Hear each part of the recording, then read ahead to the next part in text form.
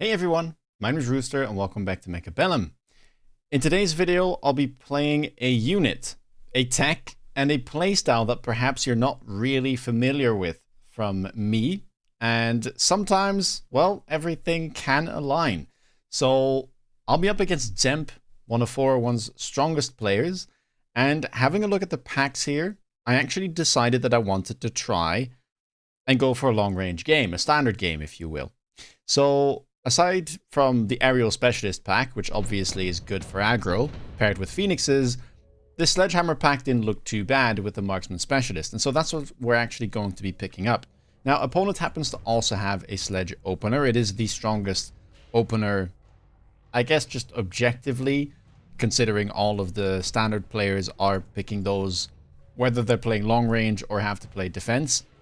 And, well, it's not really a shocker that my opponent picks it as well.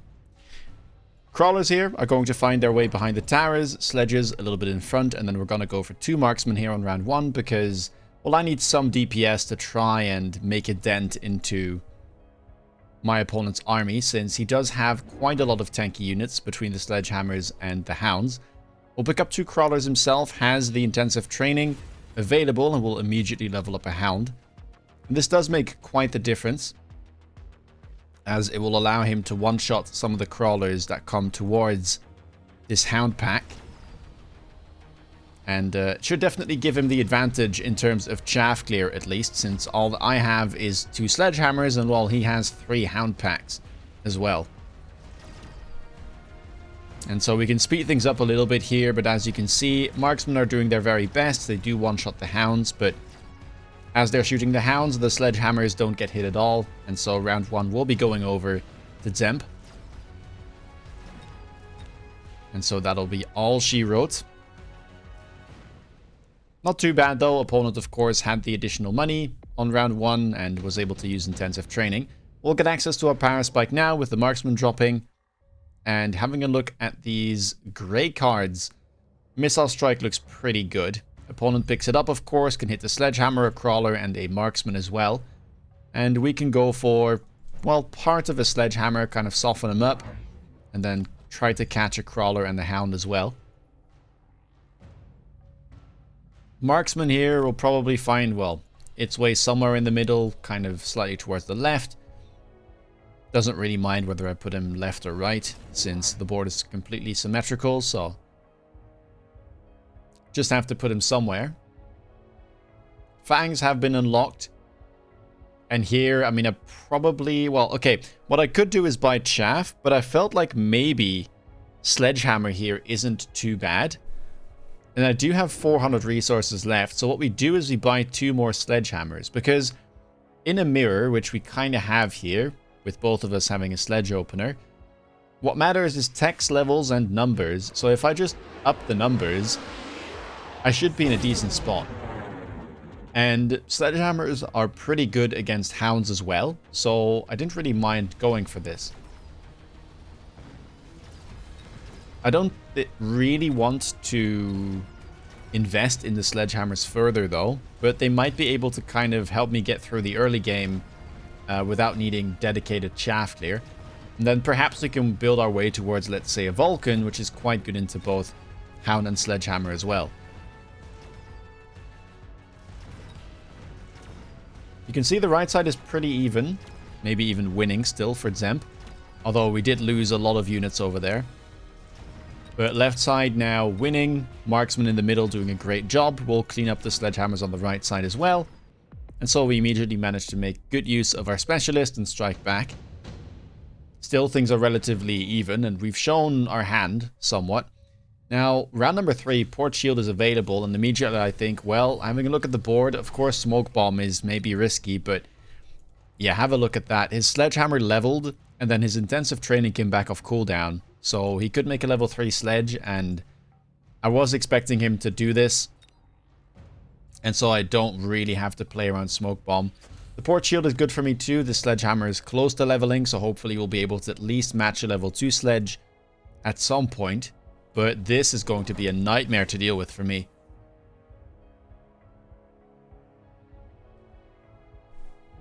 Opponent goes for a Phoenix here. I mean, we do have the marksman, so there's nothing really to fear. Some fangs wouldn't be the worst. I mean, we might have to deal with wasp down the line. For now, it looks like it's just going to be double crawler, kind of matching what the opponent had going. He'll add another hound. And we'll add another marksman on the right side to kind of try and even things out, because left side has 2-leveled marksmen. Right side was a little bit weak. And it felt like adding some DPS would be a good idea, but man, this is hard to deal with. Effectively, this is a level 6 in terms of a level 6 sledgehammer in terms of hit points. So, yeah, I mean, that is going to be very tough to deal with, and I feel like we kind of need to just hope for a really good unit drop here, because I was thinking about maybe getting into Vulcan and trying to Scorch, but he does run armor enhancement, and he could have just clicked armor enhancement if I tried to get rid of this with just a Vulcan. So, yeah, probably need a Scorpion drop or something. And of course, if you've seen the thumbnail and the title, you'll kind of know what's coming. Now, sadly, all of my marksmen do die, and, well, not that it matters that much. This Sledgehammer pack is absolutely unleashed and unkillable, and it will pick up round number 3. And as we head into round 4, there are the unit drops. Scorpion shows up. Now, Wasp is maybe a little bit of a concern for the both of us as well, but it would just be an annoyance for one round, and it doesn't really help me deal with, well, what the opponent is going on. And so I do decide to pick up the Scorpion because I just have to. Conveniently, there is a space, 3 spaces, behind the Sledgehammer and this Marksman, so I can fit the Scorpion snugly in between. And opponent actually goes for Scorpion as well. Now, I pick up double Mustang because I was expecting him to play for tempo here and go for the Wasp as well. And so what you see me do is pick up double Mustang with immediate range. It's not the worst down the line either. Mustang can definitely scale, and, well, it prevents the Wasp from being a threat down the line. But I was a little bit surprised that he was going Scorpion. I mean, I do know that I have Sledgehammers myself, so it makes some sense. But I was more leaning towards, yeah, Wasp there being annoying. And so here we go. Opponent even has another Scorpion that he purchased, so is ahead of me. But the level 3s will kind of be ignoring each other for now. Problem is, this still needs to hit that sledge pack twice. And even more than that, because obviously we won't be hitting all 5 sledges with every shot. So there we go. 1, hitting 3. 2, hitting 3 more. But now we've got a bit of a situation there with the 2 Sledgehammers being spaced in such a way that it's really hard to hit both of them. And so, yeah, 1 Sledgehammer still survives Marksman and doing its absolute best.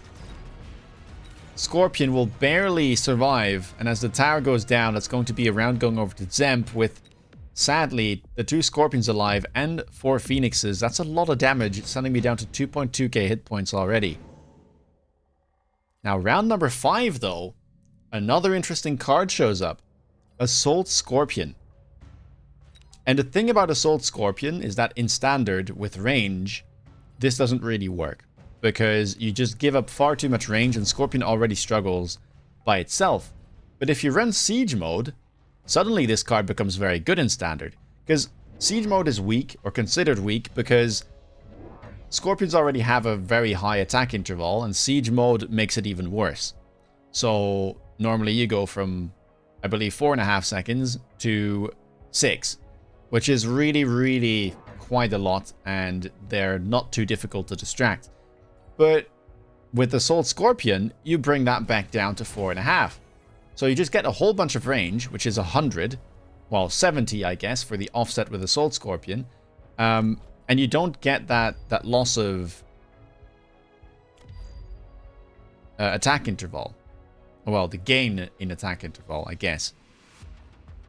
And if you look at the damage, 19k per shot, it did get nerfed, but it's still going to be enough, easily, to one-shot these sledges, or at least get rid of their shield. And yeah, have a look at that. Opponent here, I think, makes a mistake by going range enhancement. And, well, you can see that the siege mode lobs here are landing really well this time. Managing to kind of get the locks before the chaff runs through. And, yeah, we're just kind of lobbing, like, in the middle of these hound packs as well. Dealing amazing damage. The red scorpion will go down, but not before it kills a scorpion from Zemp from the grave. And so now all that's left is killing this scorpion. Now it does one-shot one of our scorpions and a marksman as well, but as the debuff is taken, the marksman will be able to face tank just about that high-level scorpion and take a round. And that actually worked a lot better than I was expecting myself when I clicked this. I was kind of just throwing a Hail Mary, but that is about everything I could have asked for. Round number 6, spells show up. And both of us will be going for the orbital. Have to shield here because, well, my Mustangs are really vulnerable, and so are my marksmen. I was hoping to at least get rid of the enemy phoenixes because they were doing quite a lot. You can see here, number 1 on damage, and this one did alright. And yeah, we're just going to buy more scorpions now. Adding a 4th one on the left. We bought 2 last round. And this sledgehammer pack here is still very useful, right? Even though the opponent has scorpions, I feel like it's not worth selling because the sledgehammers help out a little bit with chaff clear. They're chaff as well. Just creating a little bit more space for my siege mode scorpions to do what they need to do. Now, obviously, my chaff clear is still quite a concern. My opponent has some hounds, could range them. And I don't really want to invest into my sledgehammers as chaff clear because, well, I mean, we're up against an army of scorpions. And I don't run the EMP tech. So kind of hoping that the game will give me something useful. We are due a unit drop on round 7. So hopefully that'll have something in it that we can use. Also opting to oil the left side because the oil is, well, or the left side is my weak side since there's this big scorpion to deal with. And also slowing things down makes it a little bit easier here to maybe hit some of these units on the fringes of the orbital. Looks like we damaged the phoenixes but only took out 1 level 3. Right side is struggling a little bit, but the scorpion looks like it will finally lock on and splash onto that level 1 scorpion from the opponent. More phoenixes were added and they will go to Tara, so by the looks of it, I'm going to be losing another round here, and it's going to be a fair bit of hit points that'll be lost. There we go. That'll push us below 1k, now down to 940. Now, round number 7, unit drops. We know they were coming, and okay, there we go. Vulcans are available. I picked them up. I know my opponent here is going to go Sandworm because, well, it might be able to dodge underneath the siege mode scorpions, and so immediately what I do is I pick up the acid. Now, I don't know before this whether this works. I haven't played this matchup at all, I have to say, with Assault Scorp and siege mode, but I've heard some stories about it. And I know acid is good into sandworms because you can't photon them. But yeah, I didn't know how this was going to go, but it felt like the only move I had. I needed chaff clear, so I had to pick the Vulcan. I knew I'd be up against this, and, well, I'm just hoping that these worms are going to somehow unburrow in the acid pools, and then, well, the damage buff is going to be really nice for my marksman, my Mustang, my Vulcans. And hopefully that'll be enough. But have a look at this. 1 level 3 sandworm, sledgehammer sold, portable shield retrieved, Macdiv clicked, and then 3 level 1 worms added as well to the backline. Opponent is loaning now, Temper Inch has been clicked, but he still hasn't opted to go for siege mode Scorpion. And I seem to have the advantage now, or keep it even, since I was already doing quite well, having the acid as well. And look at that, worm instantly one-shot. Unburrows inside of the acid pool. Level 3 Scorpion is locked onto this level 3 Sandworm, and it does have the shield. It's effectively level 6. But it's already lost a fair bit of hit points, as we have chewed through that shield. It's the only thing left. The left side is 1. As we put that oil on fire with the Vulcans, we did give the Vulcans range. And now we're trying to stop the opponent from getting to the tower. Will that be possible? Oh no, the tower debuff gets taken. There was still one larva left. And the larva, absolute assassin, kills my final remaining marksman. And that means that this one Phoenix manages to somehow survive. And it's going to clean up 3 of my remaining Scorpions. That would have actually been a really nice bit of damage. But sadly, it's not meant to be. And yeah, the assassin larva going to be helping that Phoenix out as well and take down my remaining Scorpion. Luckily, it wasn't lethal though, so we can't afford to take another minor loss. Round number 8. Nuke is available, but it doesn't feel like it's the right thing to pick for me. Do kind of have to shield though. Why I don't want to pick Nuke is because, well, hitting the worms is going to be quite difficult. And I felt like I just wanted to invest into my board as much as possible. Zemp doesn't go for it either, though. Maybe he should have tried, because my army is quite static. Goes for the Rhino Assault instead.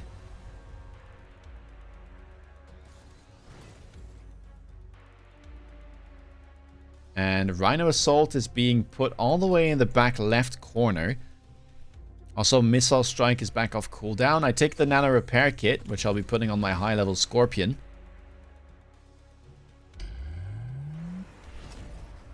Of course, we go for some shields as well.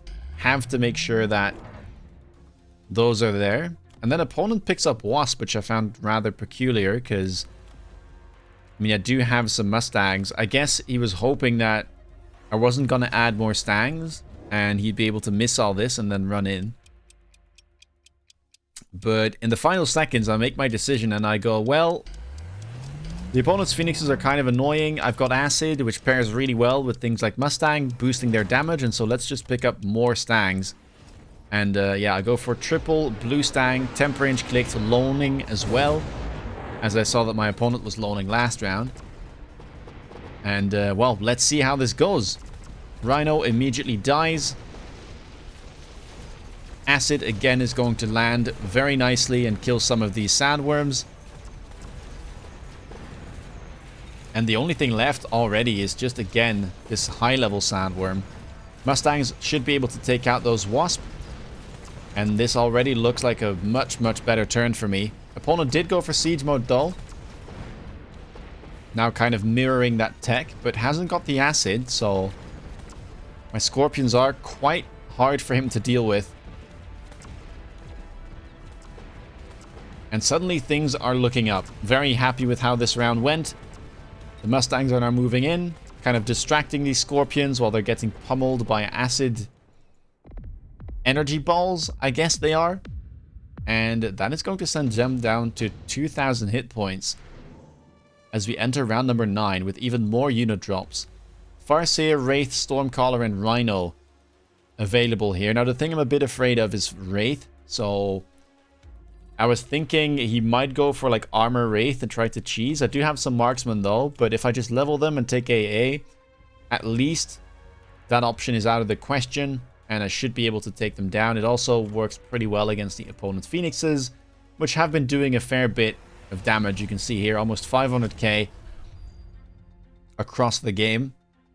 And, well, I decided to go for the Rhinos because I saw the left side is rather open, and my opponent's damage over there is not fantastic. These Scorpions can get dead zoned if the Rhinos get in, and I don't think the Phoenixes will be able to easily kill armored Rhinos. And so that is what we go for. A Crawler in the back as well to try to distract the chaff as much as possible, because don't have Whirlwind tacked on them, don't really want to click that either. But yeah, don't want to have my Rhinos get distracted kind of midway and then get pummeled by the Scorpion. Mustang levels are taken. Opponent tries to make use of the oil and then also goes for Incendiary Hounds, trying to burn all of my Stangs in the middle. More Scorpions picked up. We go for more chaff. AA again has been picked up on the Marksman. Another Mustang pack for us. Kind of trying to pair that up with our Rhino pack, just in case we needed some chaff clear. And opponent did go for the armor play, by the way, on Wraith, so I'm happy that I picked up this AA. And let's have a look at this. Rhinos will be moving in. Now start chopping down that big level 3 Scorpion, which has been second on damage so far, so it's a good thing to take that out. Now the Scorpion continues, but it gets stopped, so it doesn't quite make it to the tower. No debuff for me. But right side is looking dominant. I mean, there still is this big sandworm, but it seems like we will be dealing with it now that we're locked on. The acid doing absolute work. And with some crawlers at the feet of the siege mode Scorps from my opponent, we're now moving into his tower, and that will yield a debuff. Marksman will finally turn and get rid of the final Wraith. And so all that's left now is to clean up these siege mode Scorpions and take another round win. It doesn't look like it'll be enough though. Barely. 2 Scorpions, a Vulcan, some Marksman and Mustang left alive, but 2k hit points is a fair bit. It's awfully close, but 239 is not quite enough to take the win, so this will have to go to round 10. You have to imagine this is where it ends, with both of us down to sub 1k. Now round number 10, improved firepower control system available. Probably worth picking up on one of my Mustangs. Don't know what took me so long here, but that seems like an easy pickup. It's a cheap item, and 70% bonus attack is just so much on a jack of all trades like the Mustang. And then once we do that, I don't really know what else to do with my round. I could buy Wasp here, I guess. That probably would be the cleanest way to deal with this. Opponent doesn't really have a good way of dealing with them. I don't run shield on them, sadly.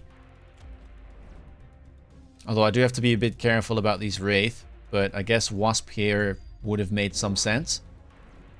Instead, though, I tried to be a bit cheeky about this. And I think, ooh, my Rhino got quite close.